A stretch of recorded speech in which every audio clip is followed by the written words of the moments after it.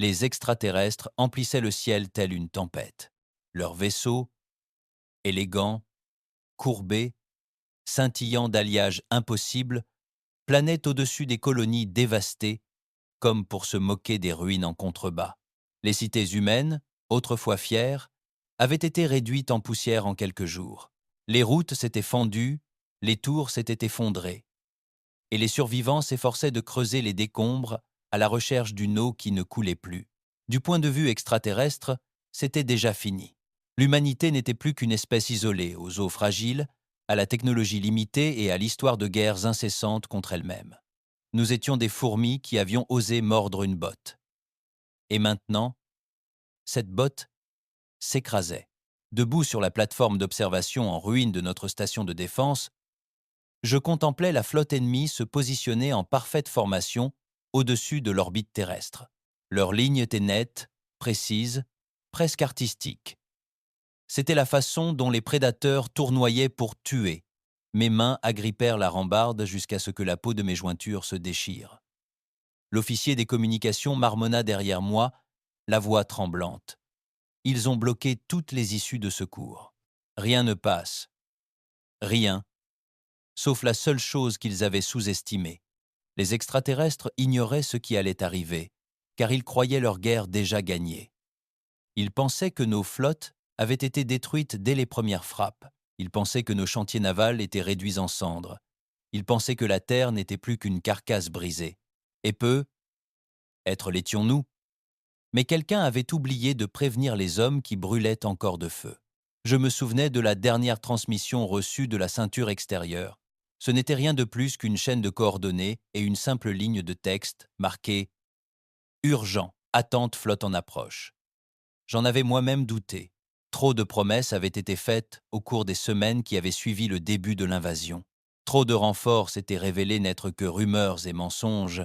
Mais tandis que je fixais la frontière obscure de l'espace au-delà de l'armada extraterrestre, je sentis quelque chose remuer. Les extraterrestres lancèrent alors un message, traduit dans toutes les langues humaines et diffusé sur ce qui restait de nos réseaux de communication. Leur commandant apparut. Grand, reptilien, un ricanement gravé sur son visage écailleux. Son armure brillait, ses yeux brûlaient de certitude. Humain! Sa voix exprimait le dédain. Votre résistance est vaine, vos armées sont brisées, vos flottes. Votre résistance est vaine, vos armées sont brisées. Vos flottes, il marqua une pause, un léger sourire. Nous ne sommes jamais des flottes. Votre espèce s'agenouillera ou disparaîtra. Autour de moi, les survivants, entassés dans la station, baissaient la tête. Certains pleuraient en silence. D'autres restaient bouche bée, épuisés par tant de pertes. L'arrogance de l'ennemi n'était pas mauvaise. À tous égards, l'humanité aurait dû être anéantie. Mais l'arrogance a toujours été le point faible des conquérants. L'image du commandant vacilla, et avant qu'il puisse fermer la transmission, une secousse parcourut les capteurs. Une pulsation, une perturbation aux confins du système. Les capteurs, une pulsation, une perturbation aux confins du système. Les yeux de l'officier de communication s'écarquillèrent. « Monsieur, je détecte des signatures massives, multiples, non, des dizaines. » La flotte extraterrestre commença à se déplacer, rompant sa formation parfaite. Pour la première fois, je vis une hésitation parcourir leurs rangs. Je me suis penché vers la vitre, le cœur battant la chamade. Là, bas, dans l'obscurité, de faibles lumières sont apparues. Au début, on aurait dit des étoiles. Puis elles ont bougé, devenant plus grandes, plus brillantes, plus dures. Ce n'étaient pas des étoiles du tout. C'étaient des moteurs, brûlant de fureur humaine, le premier vaisseau de guerre à émerger du vide. Il n'était pas aussi beau que les vaisseaux extraterrestres. Il était brutal, des plaques de blindage anguleuses, des tourelles hérissées, une coque marquée par d'anciennes batailles. Cela ressemblait moins à un vaisseau qu'à une arme taillée en forme de vengeance. Et il n'était pas seul. Un par un, d'autres navires de guerre apparurent, se glissant en formation non pas avec élégance, mais avec la discipline brute d'hommes qui savaient que c'était leur dernière chance. Destroyers, croiseurs, porte-avions.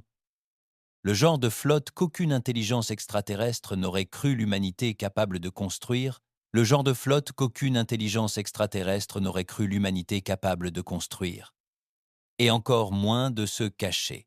L'officier des communications murmura, presque effrayé à l'idée de respirer.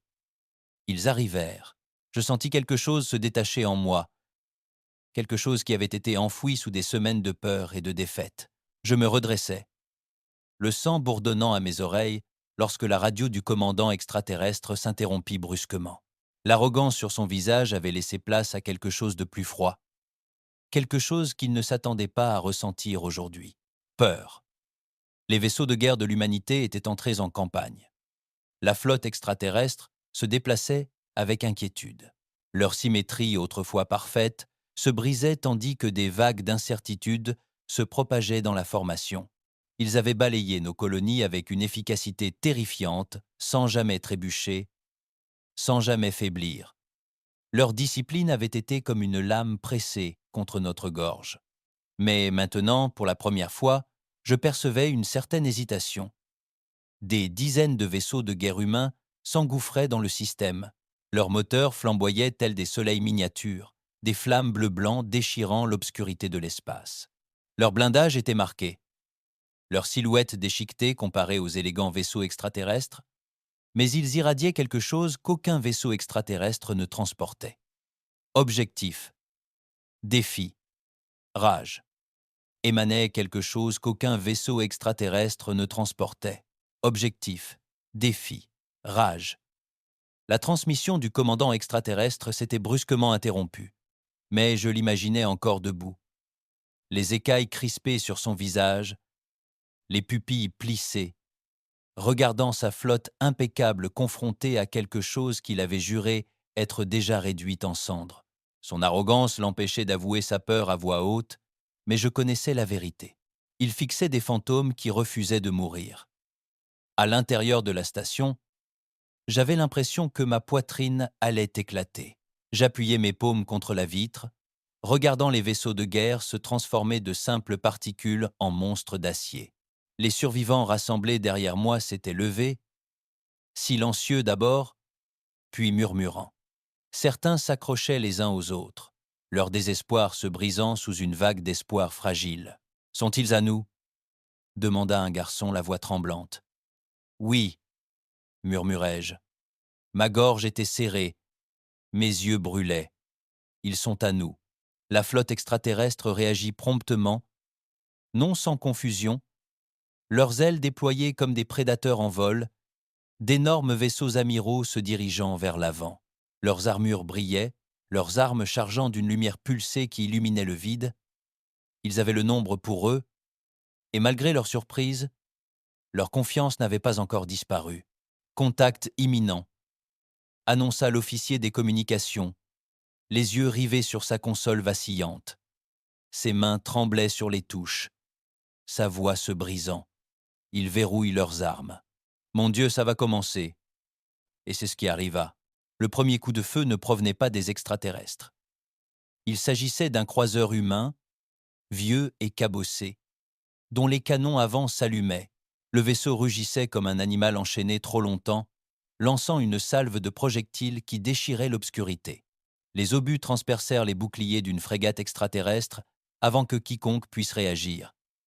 Déchirant sa coque, dans une explosion de feu blanc. L'explosion illumina le champ de bataille tel un éclair dans un ciel de minuit. Les extraterrestres réagirent instantanément. Leurs rangs disciplinés déclenchèrent une tempête de plasma, des arcs lumineux émeraudes et violets se projetant vers l'extérieur, illuminant le vide de destruction. Une tempête silencieuse. Les boucliers s'embrasèrent, les coques se fissurèrent, et l'espace d'un instant, le ciel au-dessus de la terre devint une toile de feu et de fureur. Je m'agrippai à la rambarde, le souffle coupé. Aucun bruit ici. Pas de grondement de canon ni de hurlement de moteur, seulement le balai silencieux de la violence de la collision de deux civilisations. Pourtant, je sentais chaque impact, chaque détonation vibrer jusqu'aux os. Le commandant extraterrestre reprit rapidement le contrôle de sa flotte, lançant des ordres qui ramenèrent ses vaisseaux en formation. Il ne laisserait pas la panique s'installer. Son espèce avait toujours cru que l'ordre était invincible. Mais la guerre humaine n'était jamais une question d'ordre. C'était une question de chaos. C'était une question de courage. C'était un refus de mourir. Nos vaisseaux de guerre fonçaient tête baissée sur les extraterrestres, leurs formations irrégulières, imprévisibles. Un destroyer se détacha de son escadron et plongea entre deux croiseurs ennemis.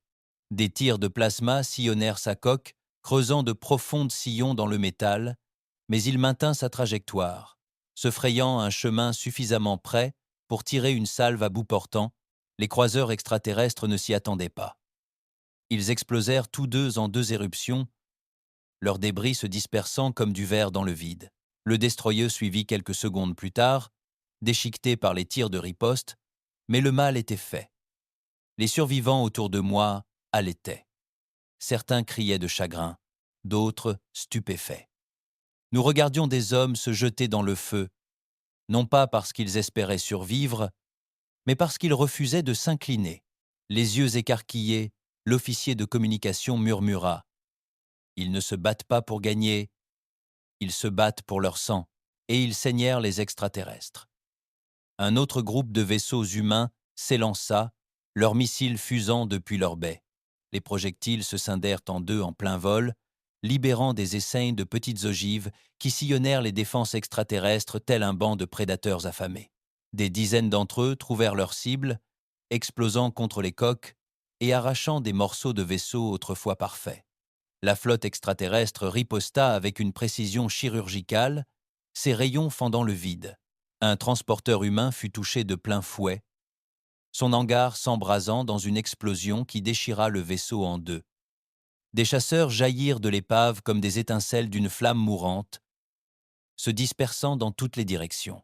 La voix du commandant extraterrestre résonna à nouveau, son arrogance désormais teintée de venin.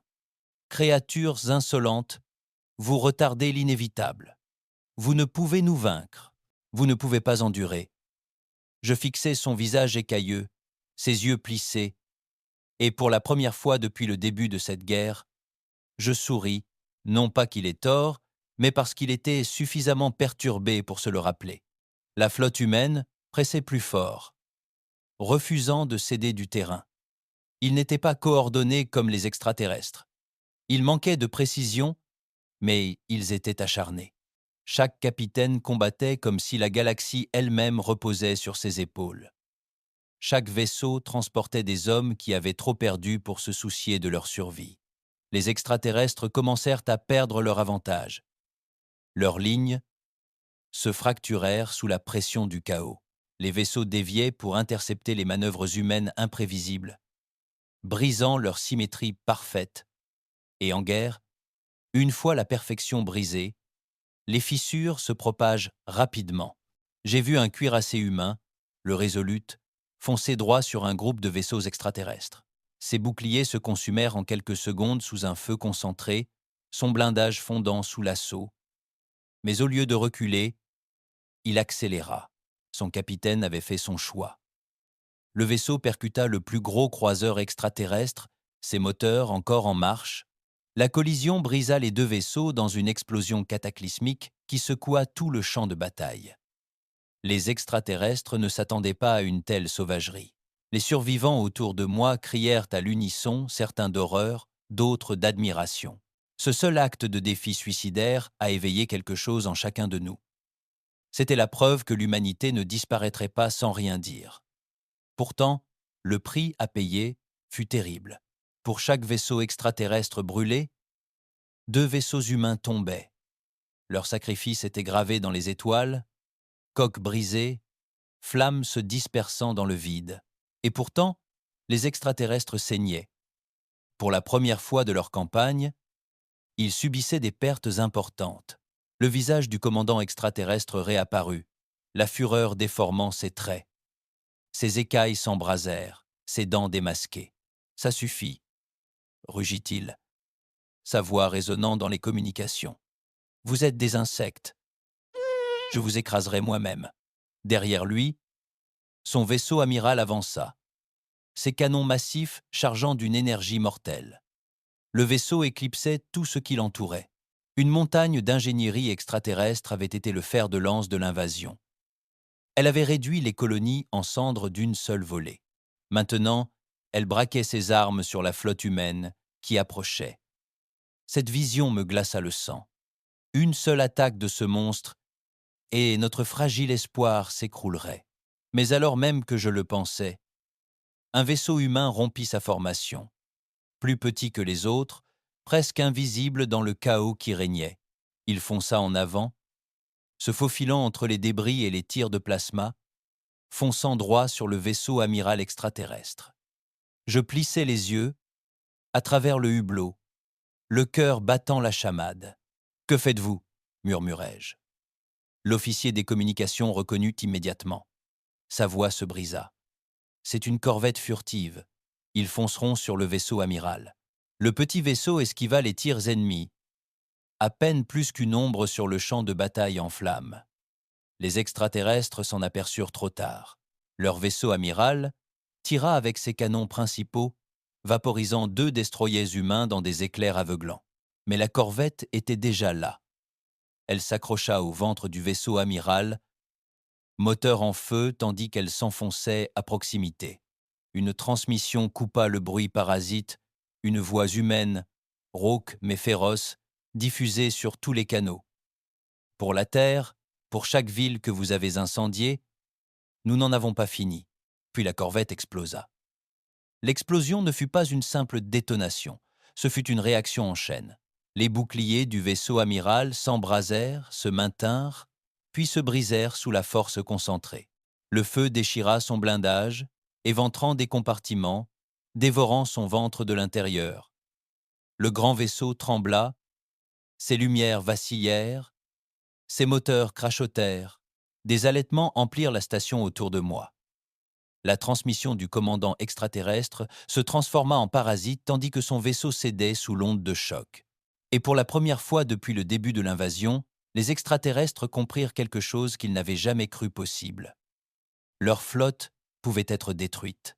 Les survivants humains éclatèrent en cris et en sanglots, serrés les uns contre les autres, l'espoir surpassant la peur.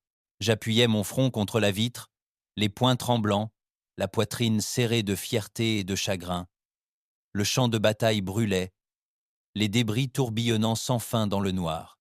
Mais la vérité était indéniable. Les vaisseaux de guerre de l'humanité étaient entrés en guerre. Et la galaxie ne serait plus jamais la même. La bataille était terminée, mais le silence qui suivit fut pire que l'incendie. À travers le hublot fissuré de la station, je vis les débris dériver. Vaisseaux humains et extraterrestres tournoyaient sur des orbites sans fin, leurs coques brisées luisant faiblement dans l'obscurité. Certains brûlaient encore, de faibles traînées de plasma s'échappant de leurs noyaux brisés. D'autres n'étaient plus que du métal tordu, des tombeaux flottants pour des hommes qui ne reverraient jamais la Terre. Pour chaque croiseur extraterrestre détruit, pour chaque frégate brûlée sous nos canons, une douzaine des nôtres avaient disparu avec lui. Le vide était rempli de fantômes. À l'intérieur de la station, plus aucune acclamation. Le cri d'espoir initial s'était évanoui dans le silence, la réalité s'imposant. Le cri d'espoir initial s'était évanoui, la réalité s'imposant. Les survivants se pressaient contre la vitre, observant le champ de débris. Certains murmuraient des prières. D'autres se contentaient de fixer le vide, les yeux creux, conscients que des amis, des pères ou des fils avaient été à bord de ces navires.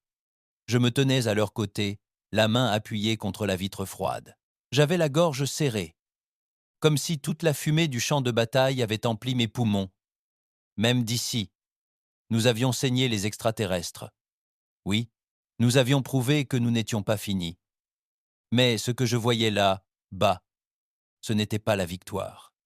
Ce que je voyais, c'était le sacrifice. L'officier des communications était affalé sur sa chaise, les yeux rivés sur son écran. Son visage était pâle, ses lèvres tremblaient tandis qu'il murmurait des noms. Liste d'équipage, effectif de navire. Chaque fois qu'un autre signal s'éteignait, ses épaules se courbaient.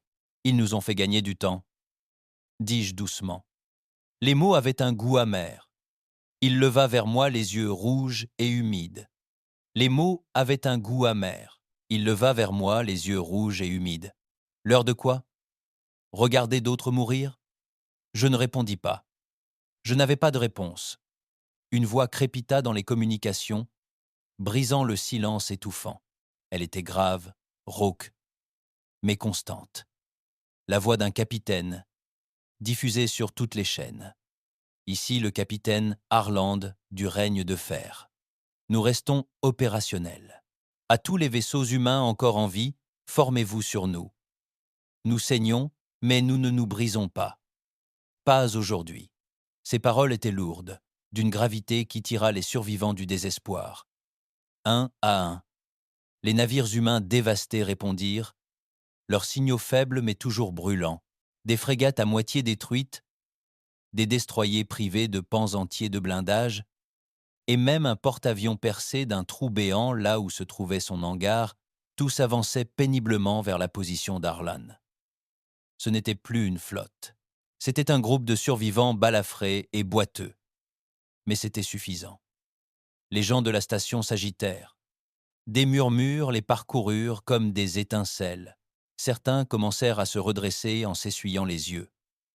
La vue de ces vaisseaux, se traînant pour reprendre leur formation, nous rappela que l'espoir n'était pas mort. Pas encore. Je détournai le regard du hublot et me tournai vers l'intérieur. La station tenait à peine debout. Les tôles de la coque grinçaient, les lumières vacillaient, et l'air était imprégné d'une légère odeur métallique qui laissait présager des systèmes défaillants. Mais les gens ici, les hommes, les femmes et les enfants qui s'étaient accrochés à la vie pendant l'invasion, me regardaient maintenant, non pas parce que j'étais quelqu'un d'important, mais parce que j'étais debout, parce que je ne m'étais pas incliné. Cette prise de conscience me transperça plus que n'importe quelle lame. Si je me brisais, il se briserait. Si je me tenais debout, juste peu, il tiendrait le coup aussi. Je serrais les poings et m'efforçais de garder une voix ferme. Ils pensaient que nous étions finis, dis-je. Ils pensaient que la terre allait s'agenouiller. Mais regardez bien, nous les avons saignés, et nous continuerons de les saigner jusqu'à ce qu'ils regrettent le jour où ils ont foulé nos cieux. Des murmures parcoururent les survivants. Ni forts, ni triomphants, mais suffisants. Suffisants pour les maintenir debout. Mais tandis que je parlais, ma poitrine brûlait de chagrin. Je me souvenais du Resolute, de son capitaine percutant un croiseur extraterrestre dans un ultime élan de défi. Je me souvenais des derniers mots de la corvette avant qu'elle n'explose contre le vaisseau amiral. Pour la Terre, nous n'en avons pas fini. Ces voix restaient gravées en moi. Elles ne me quitteraient jamais. Loin au-dessus, sur les vestiges de son vaisseau amiral, le commandant extraterrestre bouillonnait. La pièce autour de lui sifflait de fumée, des étincelles jaillissant des conduits détruits. Ses mains écailleuses agrippaient le rail, les conduits détruits. Ses mains écailleuses agrippaient le rail, leurs griffes s'enfonçant dans le métal jusqu'à le plier. Ses officiers étaient agenouillés, les yeux baissés, terrifiés par la tempête qui émanait de lui. La perte brûlait plus profondément que les dommages causés au navire. C'était une insulte, une tache sur la suprématie de son espèce. Ces humains, primitifs, chaotiques, indisciplinés, avaient osé le blesser. Le blesser. « Explique-moi » siffla-t-il d'une voix basse et venimeuse. Sa langue claqua contre des dents acérées, tandis que ses yeux se plissaient. Un officier trembla, se redressant juste assez pour parler. Ils se battent sans raison, commandant suprême. Ils se jettent dans le feu. La griffe de l'alien s'abattit, frappant l'officier au visage. Le soldat écailleux s'effondra, le sang ruisselant sur le pont. Ils se battent avec désespoir, grogna le commandant. Ce n'est pas la force, c'est la faiblesse rendue dangereuse, et je vais la briser. Il se tourna vers l'écran tactique, où les vaisseaux humains reprenaient péniblement leur formation déchiquetée.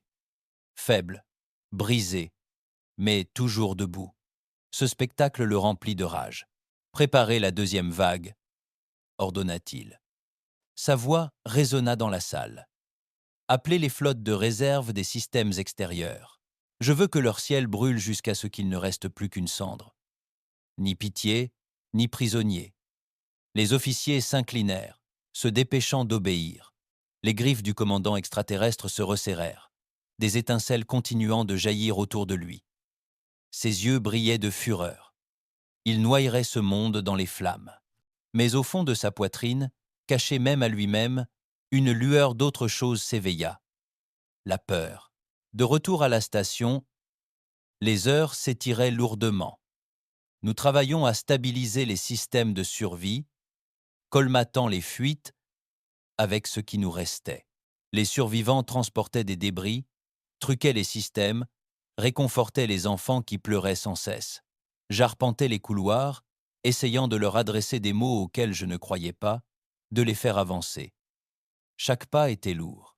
Mon corps me faisait mal, mon esprit brûlait. Mais il était hors de question de m'arrêter. À un moment donné, je me suis arrêté devant l'infirmerie. Les portes étaient grandes ouvertes, révélant des rangées d'hommes et de femmes allongés sur des civières. Brûlés, membres amputés, visages gris de douleur. Des médecins s'avançaient parmi eux, les mains tremblantes d'épuisement. Un garçon de 17 ans tout juste avait attiré mon attention. Il avait un bandage improvisé autour du torse, du sang coulant à travers. Ses lèvres étaient gercées, sa peau pâle, mais quand il m'a vu, il a esquissé un faible sourire. « On les a frappés fort, pas vrai ?» a-t-il murmuré.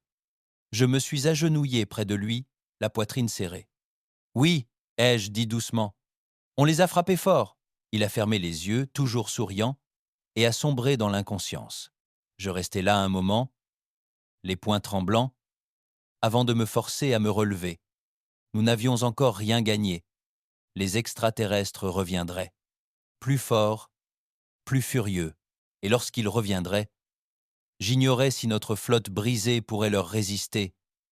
Mais une chose était sûre, nous les rencontrerions à nouveau, et nous ne nous inclinerions pas. Plus tard, alors que je me tenais de nouveau devant le hublot, je vis la flotte du capitaine Harlan se stabiliser, se regrouper. Des incendies brûlaient encore sur de nombreuses coques. Des capsules de sauvetage dérivaient parmi les débris, mais la formation était là. La ligne tenait toujours. Une transmission arriva, la voix d'Harlan, rauque mais assurée. À tous les survivants humains, nous n'en avons pas fini. Ils reviendront et nous serons prêts. Rassemblez toutes vos forces. Chaque station, chaque avant-poste, chaque homme dont le sang coule encore dans ses veines, nous combattons ensemble désormais. Ces mots me touchèrent profondément. Il ne parlait pas seulement en tant que capitaine. Il parlait comme la voix de l'humanité. J'appuyais de nouveau mon front contre la vitre, mon reflet me fixant, les yeux creux, injecté de sang, un homme accablé par le chagrin. Mais derrière moi, je vis les survivants se rassembler à nouveau, à l'écoute, le dos plus droit qu'avant. Nous n'en avions pas fini. La galaxie pensait que l'humanité était une proie, mais nous avions des dents. Et la prochaine fois, quand les extraterrestres viendraient, ils apprendraient ce que signifie vraiment affronter des hommes qui ont tout perdu. Les ateliers de réparation empestaient l'ozone et le sang. Hommes et femmes évoluaient tels des fantômes parmi les décombres de notre station, soudant, réparant, remettant en place des panneaux calcinés d'un geste tremblant. Des étincelles jaillissaient des conduits sectionnés, se mêlant à la fumée âcre qui semblait ne jamais quitter l'air. Quelque part en contrebas, du liquide de refroidissement fuyait régulièrement, goutte à goutte à un rythme tel un compte à rebours. Du temps, c'était tout ce que nous avions gagné. J'ai traversé le chaos, mes bottes crissant contre les éclats de verre et de métal. Les survivants me saluaient de la tête à mon passage, non pas par respect mais par désespoir, comme si le besoin de me voir debout leur rappelait de le rester aussi. Leurs visages étaient décharnés, maculés de graisse et de cendres, les yeux enfoncés par des nuits blanches. Mais personne n'avait arrêté de travailler. Pas un seul. Dans le vide, notre flotte évoluait péniblement en orbite. Les vaisseaux étaient désormais hideux, rafistolés par des réparations d'urgence, luisant faiblement là où les plaques avaient été ressoudées. Certains ressemblaient à des carcasses creuses, maintenues en vie uniquement par la seule force de leur volonté. Pourtant, Ils flottaient toujours en formation, transportant toujours à leur bord des hommes prêts à mourir. Le vaisseau amiral du capitaine Harland, l'Iron Wren, tenait le centre. Son blindage était déchiqueté, un flanc entièrement noirci par les brûlures au plasma, mais ses canons étaient encore chauds et prêts à tirer. Harland était devenu notre point d'ancrage à tous. Le système de communication crépitait, sa voix emplissant la baie. Rapportez toutes les mises à jour au commandement central. Peu m'importe que votre vaisseau ait l'air abîmé. S'il peut bouger, s'il peut tirer, il reste dans le combat. Nous leur ferons regretter d'avoir posé le pied dans nos cieux. Ces mots résonnèrent dans tous les couloirs, tous les ponts, tous les avant-postes encore en activité. Il n'avait pas l'air fatigué, même si je savais qu'il devait l'être. Il avait une voix de fer. Je l'enviais pour ça, parce que j'étais fatigué jusqu'aux os. Eh, eh, eh, B, B, N. Je me suis retrouvé à dériver vers la plateforme d'observation, attiré par l'habitude, par le besoin de voir pourquoi nous combattions. Le hublot montrait la terre en contrebas, un joyau balafré, bleu et vert, marqué par les traces noires des villes en flammes. Et au-delà, la flotte flottait dans le vide, tels des loups blessés encerclant leur tanière. Cette vision me serra la poitrine. Mes pensées errèrent, sans que je m'y attende, vers la nuit où j'avais perdu mon frère. Il était stationné sur Titan, l'une des premières colonies frappées par les extraterrestres. J'avais écouté sa dernière transmission en boucle. Les mots, chargés de parasites, me brûlèrent le crâne. Ne m'attends pas. Combat. Quand Titan brûla, tout ce que je croyais inébranlable brûla aussi. Je portais sa voix en moi. À chaque heure de peur, à chaque instant où abandonner me semblait plus facile. C'était son fantôme qui me maintenait debout. Et maintenant, en regardant ces navires naufragés luttant encore pour respirer, je réalisais qu'il n'était pas le seul fantôme que nous portions. Chaque homme et chaque femme, ici, avait perdu quelqu'un. Un père, une mère, un enfant. Nous ne nous battions pas parce que la victoire était certaine. Nous nous battions parce que nous n'avions plus rien à perdre. L'officier des communications me trouva alors, son uniforme taché de suie, les mains encore tremblantes de surmenage. « Monsieur », dit-il d'une voix rauque, « Harland convoque un conseil. Capitaine survivant, chef de station, quiconque peut encore prendre des décisions. » J'acquiesçai, détournant mon regard des étoiles. Alors allons-y. La salle du conseil n'était plus qu'une salle d'opération à moitié effondrée. Le plafond noirci, les murs rapiécés de plaques de récupération, un écran creux et vacillant flottait au centre, projetant une lumière fantomatique sur les visages rassemblés. Le capitaine Harland apparaissait sur la vidéo, son visage balafré, sombre mais impassible. Autour de lui, d'autres capitaines étaient encerclés. Des hommes aux bandages ensanglantés, des femmes aux yeux creux, mais à la voix ferme. Ce n'étaient pas des chefs assis en sécurité dans des tours dorées. C'étaient des guerriers traînés en enfer, toujours armés. Harland ne perdit pas de temps. Les extraterrestres reviendront, dit-il sèchement. Ils ne commettront pas la même erreur 2 fois. Nous avons touché leur fierté, et maintenant ils vont tout déverser pour nous écraser. Si nous attendons, ils nous balayeront comme des cendres. Il nous faut un plan. Un jeune capitaine cracha amèrement. Quel plan? La moitié de mes canons sont hors service, mes moteurs fonctionnent à peine, et nous avons perdu plus d'hommes que je ne peux en compter. Nous ne pourrons pas affronter une autre vague. Et puis on les fait saigner à nouveau, gronda Harland. Ses yeux brûlaient, sa mâchoire serrée.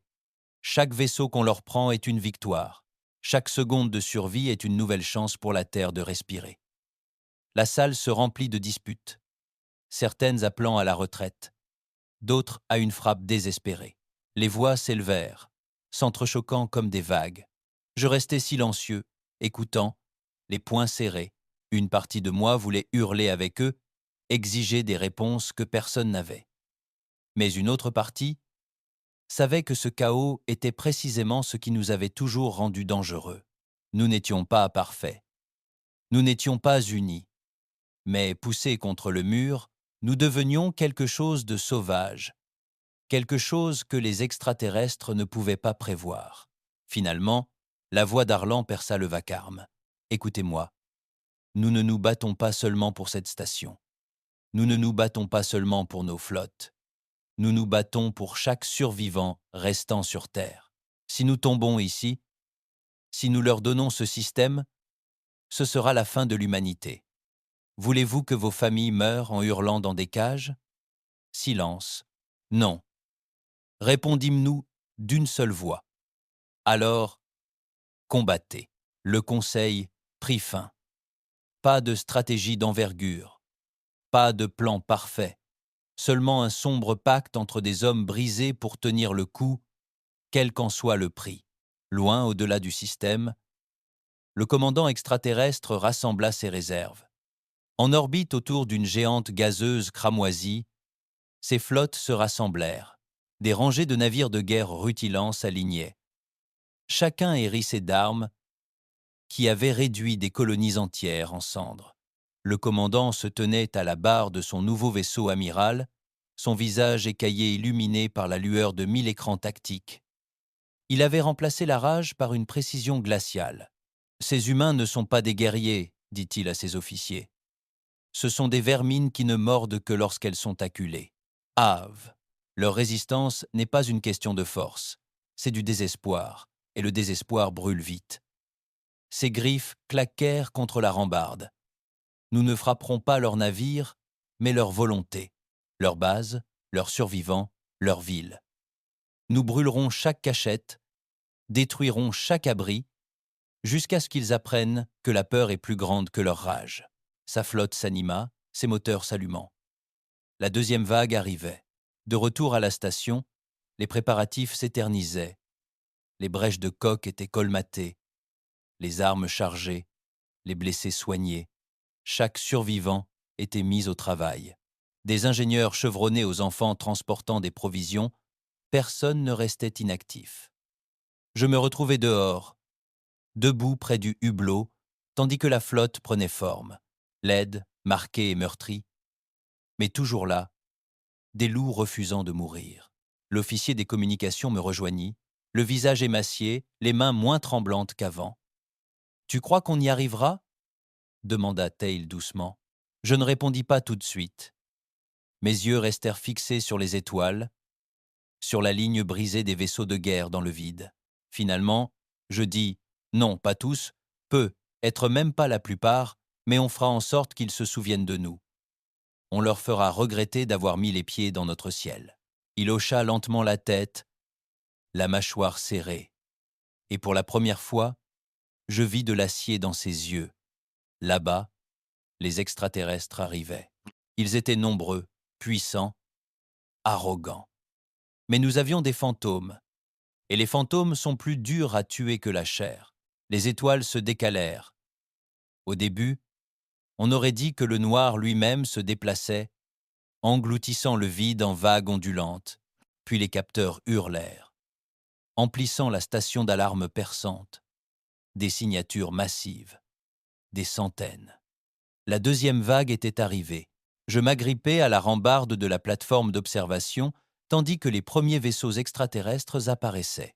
Des monstres argentés et élancés, leurs coques gravées de lignes lumineuses qui pulsaient comme des veines. Ils arrivaient en formation disciplinée, en rang interminable, s'étendant à perte de vue. Leurs moteurs éclairaient l'obscurité comme un second lever de soleil.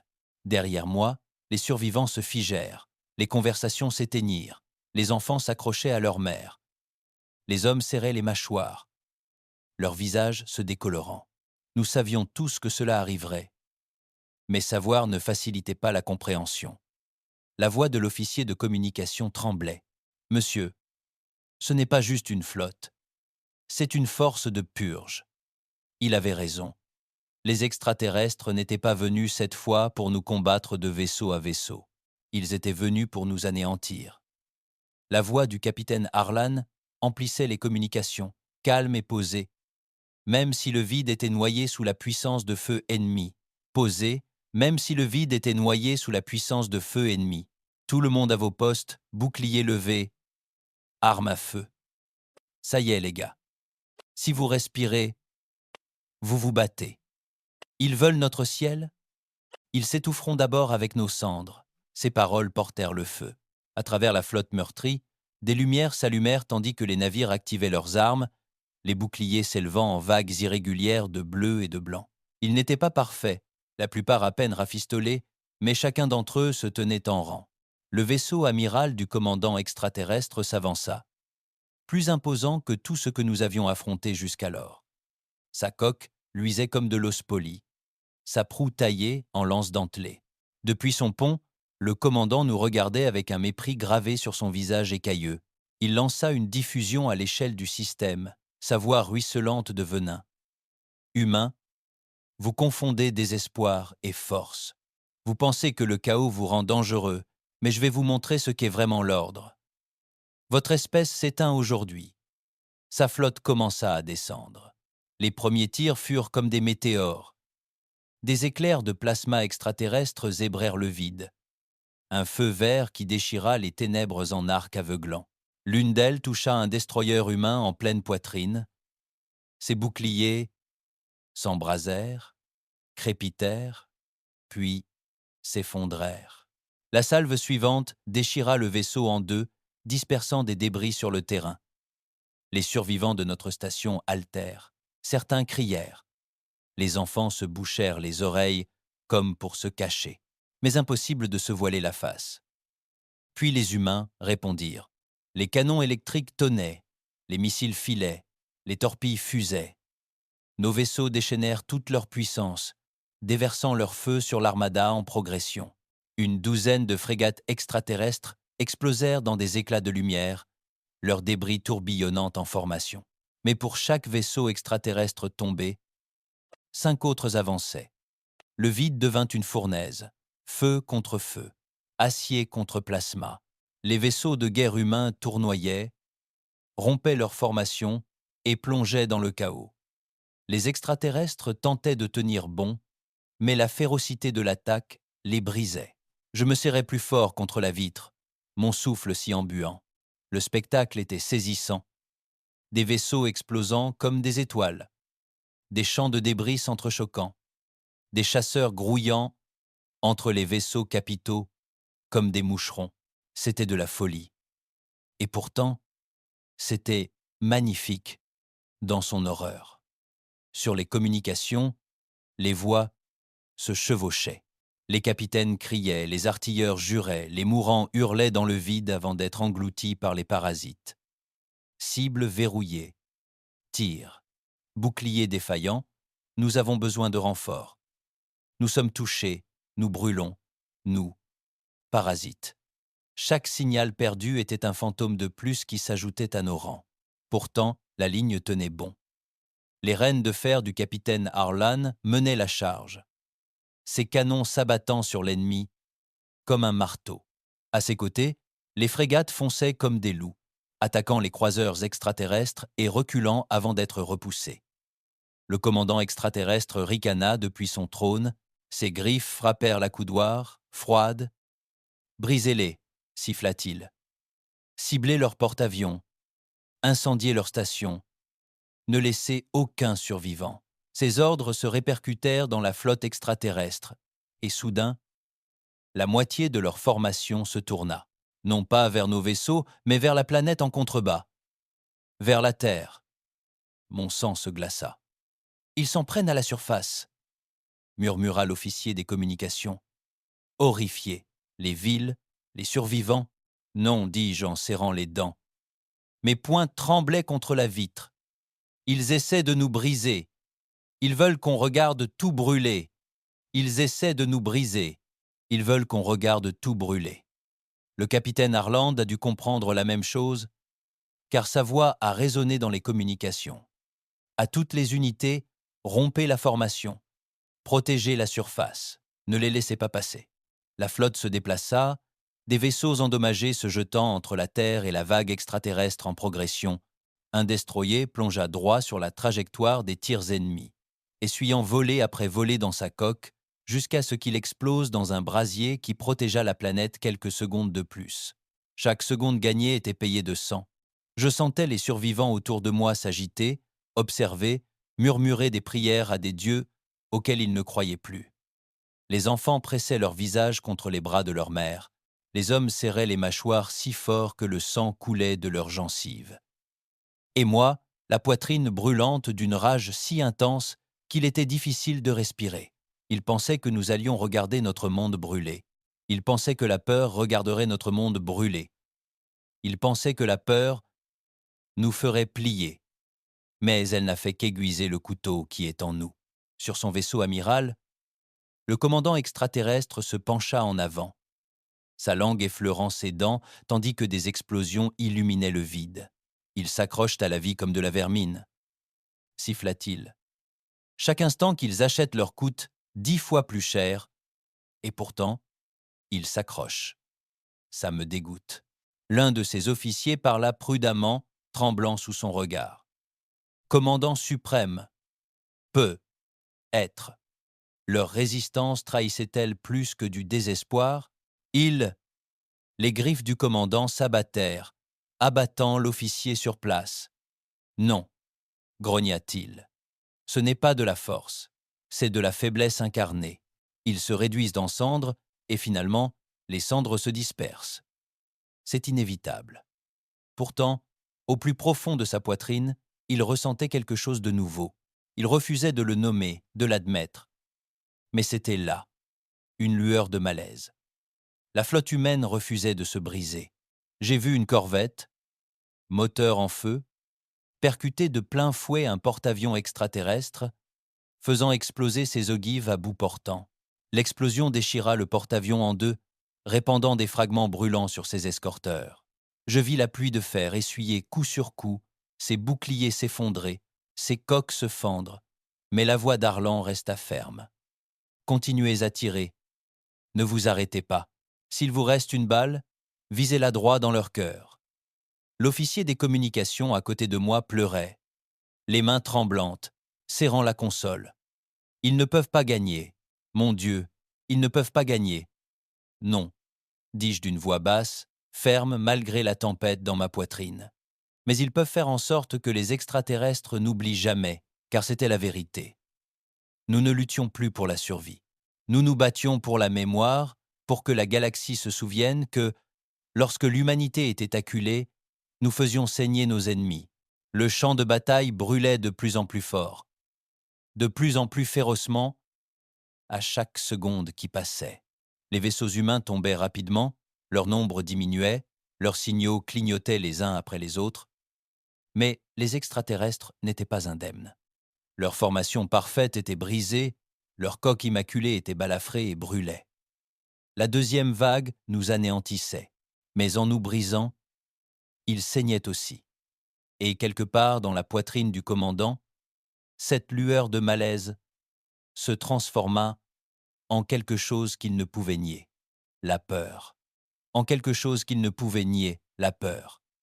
La station trembla de nouveau, le grondement des tôles de coque sollicitées résonnant comme un coup de tonnerre dans les couloirs. Des débris pleuvaient du plafond, et, l'espace d'un instant, j'ai cru que tout allait s'effondrer sur nous. On ne pouvait plus continuer à regarder d'ici. Si c'était notre dernier combat, il fallait que je sois là, bas, là où le vrai combat se déroulait, là où les hommes saignaient et mouraient pour le ciel. L'appel du capitaine Harland est parvenu, comme si le destin lui-même m'avait entendu. Nous avons besoin de tous les hommes valides. La navette quitte la station. Montez à bord des vaisseaux, maintenant. Si vous savez tenir un fusil ou transporter des munitions, rejoignez le combat. Les survivants s'agitèrent, hésitant d'abord, puis résolus. Je n'hésitais pas. J'attrapais mon sac et courus vers le hangar. La navette empestait la sueur et le métal brûlait. Les hommes étaient serrés les uns contre les autres, silencieux, le visage pâle, mais le regard perçant. Certains serraient leurs fusils, d'autres se contentaient d'outils et de matériel de réparation. Aucun de nous ne pensait pouvoir revenir. Les moteurs vrombissaient et la navette quittait la station en s'enfonçant dans le chaos extérieur. Par le hublot minuscule, le vide explosait de feu et de fureur. Des vaisseaux extraterrestres fonçaient tels des prédateurs, leurs armes découpant l'espace noir. Des vaisseaux humains s'engouffrèrent dans le tourbillon, plus petits, plus lents, mais implacables. La navette se faufila entre les débris, tressaillant sous les secousses des ondes de choc qui secouaient sa coque. Une frégate en flammes dérivait, coupée en deux, son équipage s'envolant silencieusement dans l'espace. Un homme flottait près du hublot, figé, le visage figé, dans un cri éternel. L'homme à côté de moi fit le signe de la croix, ses lèvres se mouvant comme une prière. Je serrai les poings et fixai le paysage. Nous nous sommes écrasés dans la baie d'amarrage du destroyer Vanguard. La rampe s'abaissa et nous nous sommes retrouvés plongés dans le chaos. La baie était enfumée, les klaxons hurlaient, les ingénieurs s'empressaient de colmater les trous dans la coque. Un cadavre gisait près du mur, le pont maculé de sang. Un officier nous fit signe d'avancer. En mouvement. Artilleurs à vos postes, ingénieurs au pont 3, avancez. J'ai suivi le flot de corps dans le ventre du vaisseau, l'air chaud et étouffant. Chaque couloir que nous traversions portait des cicatrices, des brûlures au plasma, du métal tordu, de la mousse extinctrice accrochée au mur. C'était comme marcher dans les côtes d'une bête agonisante qui griffe encore son tueur. Je me suis retrouvé sur un pont de tir, coincé derrière une console, un casque dans les mains. « Tu sais comment utiliser les systèmes de ciblage ?» aboya le chef de tir. « Ça suffit, mentis-je. Alors pose-toi et rends-toi utile. » Quelques instants plus tard, l'avant-garde plongeait dans la bataille. Le pont tremblait à chaque coup reçu, à chaque tir.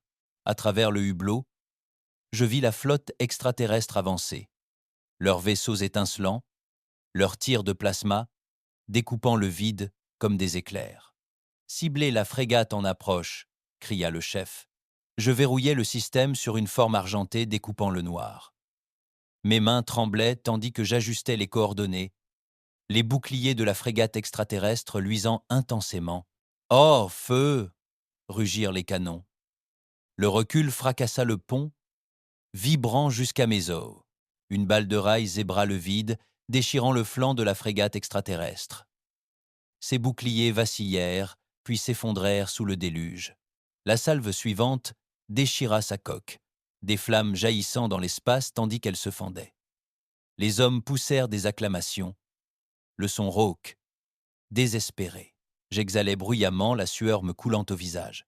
Il n'y avait pas le temps de respirer. Un autre vaisseau extraterrestre s'est précipité, tirant des projectiles de plasma qui ont percuté l'avant-garde. J'ai expiré bruyamment, la sueur ruisselant sur mon visage. Il n'y avait pas le temps de respirer. Un autre vaisseau extraterrestre s'est précipité, tirant des projectiles de plasma qui ont percuté l'avant-garde. Le pont a basculé violemment. Les alarmes ont hurlé. Les panneaux ont explosé. Des étincelles ont giclé. Bouclier baissé, cria quelqu'un. Le chef aboya. Continuez à tirer. Ne vous arrêtez pas, bon sang. Je réinitialisais le système de visée, mes doigts se déplaçant instinctivement, verrouillant le vaisseau extraterrestre. Les artilleurs rugirent de nouveau, et les balles fendirent le vide. Cette fois, le vaisseau extraterrestre esquiva, et des tirs de plasma fusèrent en réponse. L'avant-garde trembla sous l'impact. Des hommes furent projetés hors de leur poste. L'un d'eux hurla, tandis que le feu lui léchait le bras, carbonisant sa chair. Quelqu'un l'entraîna en appelant un médecin. Je continuai à tirer. Mes mains ne tremblaient plus. Elles bougeaient avec rage. Chaque tir était destiné à Titan, à mon frère, à chaque ville incendiée. Sur son vaisseau amiral, le commandant extraterrestre grondait tandis que les rapports affluaient. 17 vaisseaux détruits, 34 endommagés, des pertes humaines, toujours en hausse, mais inacceptable, tonna la voix du commandant, faisant trembler la salle. Ses griffes s'enfoncèrent dans la rambarde, des étincelles jaillissant là où l'acier se pliait. « Ce ne sont pas des guerriers, cracha-t-il. Ce sont des animaux qui nous rongent les griffes. Je ne supporterai plus jamais cette insulte. Ses yeux brûlaient tandis qu'il observait les humains se battre. Leur vaisseau avançait sans ordre, sans symétrie, plongeant imprudemment, se sacrifiant sans hésitation. Cela défiait tous les principes de la guerre qu'on lui avait enseignés, et pire encore, cela fonctionnait. « Brisez leurs lignes », siffla-t-il. « Je veux que leur station brûle. Je veux que leur planète soit détruite. Et s'il le faut, je leur arracherai la chair des os. » Ces officiers s'inclinèrent, la peur perçant leurs yeux. L'avant-garde céda de nouveau lorsqu'une nouvelle salve nous frappa. La coque hurla, les lumières vacillèrent, et je fus projeté violemment contre la console. Le sang me monta à la bouche. Les ingénieurs signalent une brèche sur le pont 3, hurla quelqu'un. Le visage du chef était noir de suie, mais ses yeux brûlaient. On respire encore. On se bat encore. Alors feu. J'obéis. Un autre vaisseau extraterrestre tomba sous nos canons, sa coque s'embrasant en une flamme blanche. Les hommes autour de moi rugirent, leur voix rauque mais pleine de défi. L'espace d'un instant, je le sentis aussi. L'orgueil, celui qui fait oublier la peur. Puis l'avant-garde fut touchée de plein fouet. L'explosion transperça la coque comme une lame, nous projetant tous au sol. Le feu engloutit le pont de la batterie, la fumée étouffant l'air. Les hommes hurlèrent tandis que les flammes dévoraient les consoles, tandis que l'acier s'effondrait en gerbes d'étincelles. Je me traînais à genoux, toussant, la vue brouillée. Le chef gisait écrasé sous une poutre effondrée, le sang ruisselant sur le pont. Ses yeux rivés sur les miens, écarquillés, désespérés, continuait à tirer. Halait-il avant de perdre la vie. Quelque chose en moi se brisa. Je me fraya un chemin jusqu'à la console, toussant du sang, ignorant les flammes à quelques centimètres de mes mains. Mes doigts claquèrent sur les commandes, verrouillant le système sur le croiseur extraterrestre le plus proche. « Allez, grognai-je » La voix rauque. « Allez » Les canons rugirent de nouveau, crachant leur fureur dans le vide. Des projectiles s'enfoncèrent dans le croiseur extraterrestre, déchirant ses boucliers. Il explosa dans un déluge de feu, des débris se dispersant sur le champ de bataille. Le pont s'effondra sous moi, le vaisseau hurlant son cri de mort. Mais je ne m'arrêtai pas. Jusqu'à ce que la console s'éteigne, l'alimentation électrique se coupant et que l'avant-garde cède enfin. Je me réveillai dans la fumée et le silence. Ma tête bourdonnait, ma poitrine brûlait, et pendant un instant, je crus avoir rejoint le lieu où vont les morts. Mais j'entendis alors des gémissements, le sifflement d'une fuite d'air, le faible tremblement de la bataille qui faisait encore rage dehors. Nous étions encore en vie. Je me suis traîné à travers les décombres, libérant les autres autant que possible, me forçant à avancer. Chaque souffle avait un goût de cendre, chaque battement de cœur hurlait de douleur. Mais je continuais d'avancer, car nous n'en avions pas fini. Pas encore. Le monde était noyé dans la fumée et le sang. Quand j'ai ouvert les yeux, les débris de l'avant-garde s'étendaient autour de moi comme une cage thoracique brisée. Des étincelles jaillissaient des conduits rompus. L'acier tordu gémissait à chaque secousse. L'air était raréfié. Ma poitrine me brûlait tandis que je l'aspirais. Non loin de là, un homme gémit doucement, sa voix se faisant silencieuse. Nous étions brisés, mais ce n'était pas fini. Je me suis relevé, mon corps hurlant à chaque mouvement. Mon bras était couvert de sang, une profonde entaille le parcourant. La douleur s'intensifiait à chaque battement de cœur, mais je me forçais à rester debout. Devant moi, par le hublot fissuré, le champ de bataille faisait rage. Les vaisseaux humains mouraient les uns après les autres, leurs signaux s'éteignaient, leurs coques se dispersaient dans le vide. Pourtant, ils se battaient. Chaque vaisseau qui tombait emportait un extraterrestre avec lui. Chaque explosion creusait une cicatrice supplémentaire dans la fierté de l'ennemi. Les communications crépitaient faiblement, des parasites interrompant la voix du capitaine Harlan. « Tenez la ligne. Ne. Arrêtez pas. » C'était à peine audible. Mais c'était suffisant. C'était à peine audible. Mais c'était suffisant. Ces mots nous tenaient en haleine, comme des bouées de sauvetage dans la tempête. J'ai titubé à travers les ruines du pont de la batterie, trouvant des survivants là où je pouvais. Une poignée d'hommes, le visage noirci par la suie, les yeux écarquillés par le choc. Ensemble, nous nous sommes extirpés des décombres, pansant nos blessures avec nos uniformes déchirés, traînant les corps dans des abris de fortune. Nous n'étions plus des soldats, nous étions des fantômes refusant de disparaître. Puis le pont a basculé, nous projetant tous au sol. Par le hublot, j'ai compris pourquoi. Le vaisseau amiral extraterrestre s'était rapproché. Il éclipsait tout autour. Telle une lance dentelée d'argent et de feu. Des canons à plasma brillaient le long de sa coque. Chacun d'eux était prêt à anéantir toute résistance subsistante. Et à sa proue, visible même à travers le gouffre spatial, se tenait le commandant extraterrestre. Son image était projetée sur tous les canaux de communication humains, son visage écailleux nous regardant avec mépris.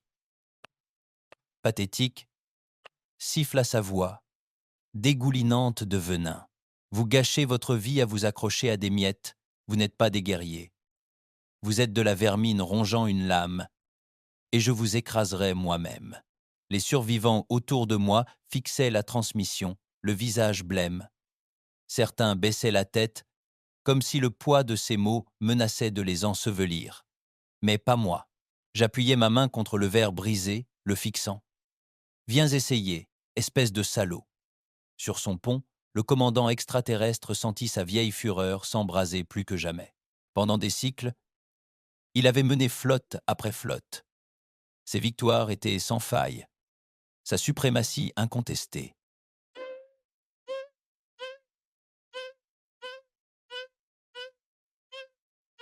Jamais proie n'avait osé le blesser. Jamais Vermine ne l'avait forcé à s'engager lui-même sur le champ de bataille. Et pourtant, il était là. Avançons, ordonna-t-il, ses griffes plantées dans la rambarde, des étincelles jaillissant tandis que l'acier pliait sous sa poigne. S'ils refusent de s'agenouiller, je leur montrerai le désespoir de mes propres mains. Ces officiers obéirent sans hésitation.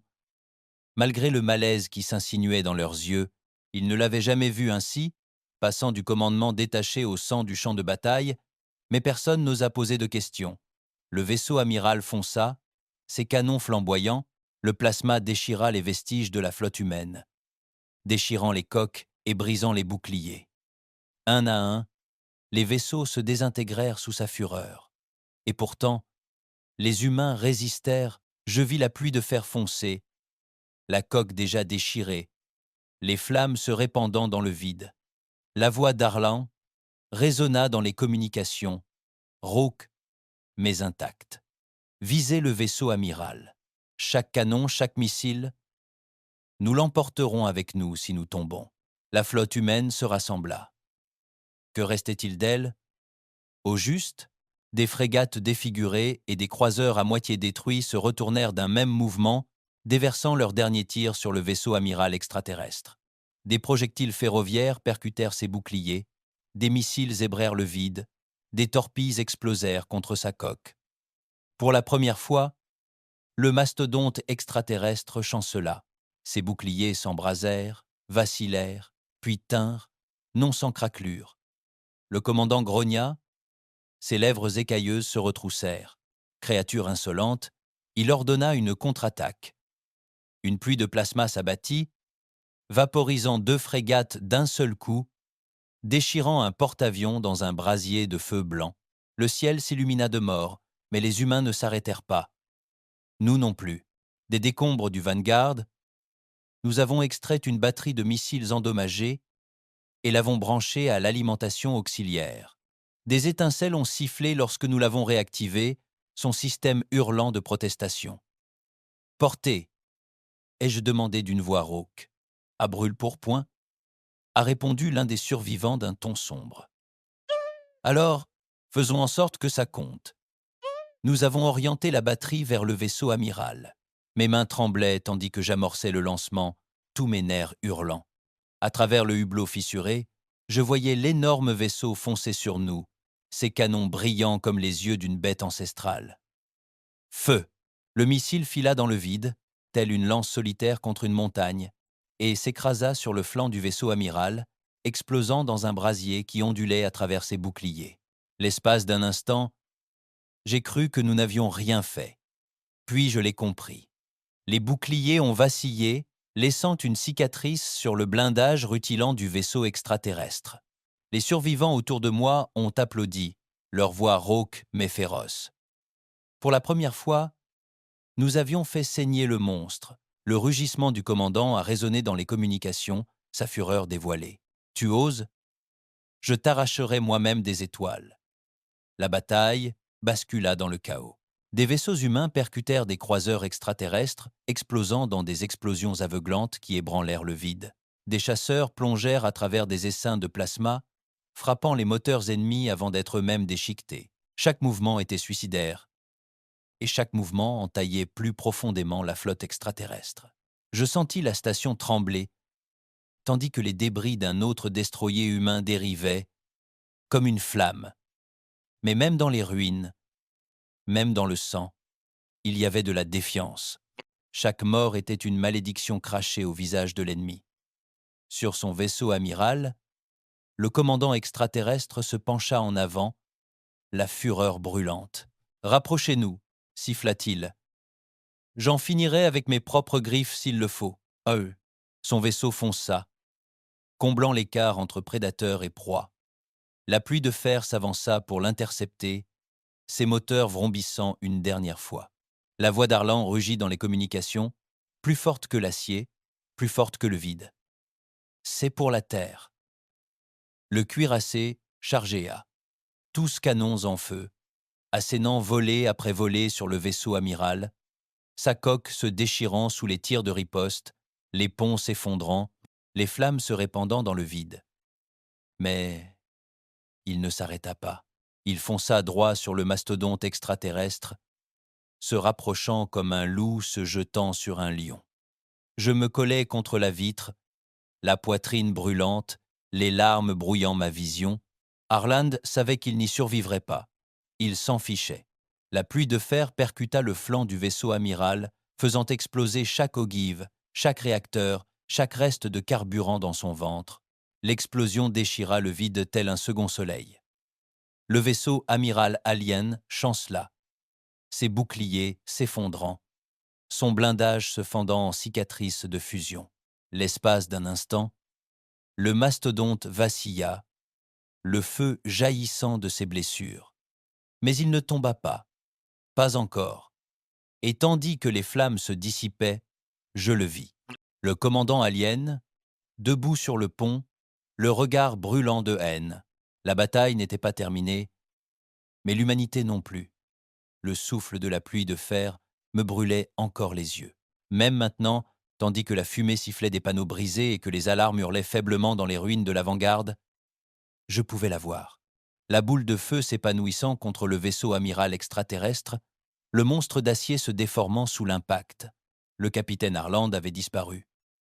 Son vaisseau était réduit en cendres, sa voix jamais muette, mais son dernier acte avait brisé l'orgueil de l'ennemi. Le vaisseau amiral tituba dans le vide, ses boucliers brisés, sa coque marquée. Pour la première fois, l'invincible saigna. Les survivants dans l'épave acclamèrent, leur voix rauque mais féroce. L'espace d'un instant, l'espoir nous envahit comme un feu. Puis le vaisseau amiral extraterrestre se stabilisa. À travers le hublot fissuré, je vis ses canons massifs briller à nouveau, ses moteurs gronder, tandis qu'ils retournaient vers la terre. Harland avait frappé fort, mais pas assez. La bête était encore vivante. La voix de l'officier des communications brisa le bruit parasite, rauque de désespoir. Il n'est pas mort. Dieu nous vienne en aide. Il n'est pas mort. Je serrai les poings jusqu'à ce que le sang coule de mes paumes. Ma poitrine brûlait, ma gorge se serrait. Nous n'avions plus rien, plus de flotte, plus de renforts, seulement des ruines et des fantômes. Mais les fantômes peuvent mordre. Appelez-moi un lien de communication, ai-je recommandé. L'officier me fixa, le visage blême. À qui? À quelqu'un de encore en vie? Le canal de communication grésilla, ma voix se répandant sur tous les canaux restants. Voici l'avant-garde. Harland est parti, mais pas nous. Ce monstre est toujours debout. Et si nous le laissons vivre, la Terre mourra.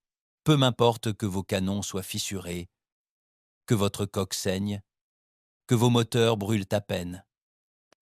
Pointez-les sur ce vaisseau amiral.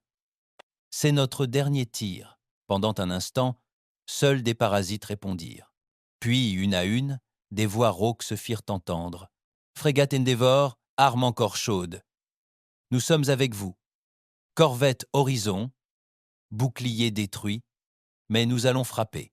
Destroyer Valor. Derniers missiles armés. Finissons-en. Une poignée de vaisseaux brisés, boiteux, mais encore vivants, suffisamment pour une dernière charge. Sur sa passerelle, le commandant extraterrestre ricana en entendant les transmissions, ses lèvres écailleuses se courbant en un sourire cruel. Pathétique, siffla-t-il. Ils se jettent à nouveau sur moi, comme si la mort ne leur avait pas appris sa leçon. Qu'ils viennent. Je disperserai leurs cendres dans le vide. Mais au fond de lui, une lueur de malaise grandissait. Il avait déjà trop perdu. Sa flotte parfaite était en ruine, son orgueil invincible marqué. Et les humains refusaient toujours de s'agenouiller. Leur chaos le terrifiait, car ils ne pouvaient ni le prévoir, ni le contrôler. Les vestiges de la flotte humaine tournaient à l'unisson, moteurs en feu, canons brûlants. L'avant-garde tremblait tandis que nous redirigions le reste de son énergie vers la batterie de missiles récupérée. Des étincelles pleuvaient, la fumée étouffait l'air. Mais le système ronronnait. Les mains de l'officier des communications tremblaient au-dessus de la console. « Si ça ne marche pas, ça marchera, dis-je, même si je n'y croyais pas. Il le faut. Nous nous sommes élancés, dernier loup d'une meute agonisante. Des tirs extraterrestres ont balayé le vide, nous déchirant. L'expédition a pris feu, se dispersant sur le champ de bataille. L'horizon s'est ouvert. Le dernier cri de son équipage s'est perdu dans le grésillement. Mais le Valor a tiré ses derniers missiles, les enfonçant dans le flanc meurtri du vaisseau amiral. Des explosions ricochèrent sur sa coque, creusant encore davantage la blessure laissée par Harland. Je fixai la blessure, les doigts immobiles malgré le sang qui coulait. « Cible verrouillée », murmurai-je. L'officier me fixa, les lèvres tremblantes. « Nous ne survivrons pas au recul. Ce n'est pas nécessaire. » Le commandant extraterrestre découvrit les dents, la rage au ventre. Ses griffes claquèrent contre la rambarde tandis que ses officiers rapportaient les dégâts. Bouclier défaillant, brèche dans la coque du secteur 9. « Colmatez-la », rugit-il. Leur désespoir ne signifie rien. Éliminez-les maintenant. Il refusait de l'admettre, mais il le sentait, la peur le serrant dans la poitrine. Ces humains auraient dû céder depuis longtemps. Au lieu de cela, ils l'entraînaient avec eux dans l'abîme. La batterie du missile ronronnait, ses systèmes hurlaient. Des voyants d'alarme clignotaient sur le tableau de bord. La puissance dépassait les limites de sécurité. Le pont tremblait. La coque gémissait, mais je ne m'arrêtais pas. « C'est pour Titan », murmurai-je. La voix de mon frère résonnait dans ma tête. « Ne m'attends pas. Bats-toi. » J'appuyai sur le lanceur. Le missile fila dans le vide, une unique lance de feu pointée droit sur le cœur de la bête. Les derniers canons du Valor le rejoignirent, leurs projectiles de rail déchirant la même blessure. Le vaisseau amiral extraterrestre rugit sous l'impact du missile. L'explosion le déchira, déchirant son ventre, embrasant son cœur. Des flammes jaillirent, se propageant comme une maladie à travers ses ponts. L'espace d'un instant, le géant resta immobile, gémissant sous le poids de ses blessures. Puis ses moteurs explosèrent, sa colonne vertébrale se brisant dans un brasier blanc. Le rugissement du commandant extraterrestre résonna dans les communications, interrompu par l'effondrement de sa passerelle en flammes. Son image vacilla, puis disparut dans un état statique. Le vaisseau amiral se fendit, brûlant de l'intérieur, sa carcasse se dispersant dans le vide. Le monstre était mort. Le silence s'installa, non pas la paix, mais le silence. Le champ de bataille, était un cimetière. Les vaisseaux humains dérivaient en ruine, leur lumière s'éteignant, leurs signaux disparus. Les survivants étaient rares, à peine plus que des ombres accrochées aux épaves. Mais nous avions réussi. Le vaisseau amiral brûlait, ses débris s'effondrant dans le vide, son feu peignant les étoiles. La deuxième vague était brisée. Les survivants de l'avant-garde fixaient le hublot, des larmes ruisselant sur leurs visages maculés de suie. Certains riaient, rauques et creux, d'autres pleuraient, serrés les uns contre les autres comme des enfants. Je me tenais parmi eux, la poitrine lourde, la gorge irritée. Nous avions tout perdu. Arland, mon frère, des milliers, des millions. La terre était meurtrie, notre flotte anéantie, notre peuple exsangue, mais nous n'avions pas fléchi le genou. C'était important. Des jours plus tard, les incendies faisaient toujours rage à la surface de la terre. Les villes étaient en ruine. Les mers étaient étouffées par les cendres, le ciel s'assombrissait de fumée. Mais dans les décombres, des gens se sont relevés. Les agriculteurs ont creusé dans les décombres.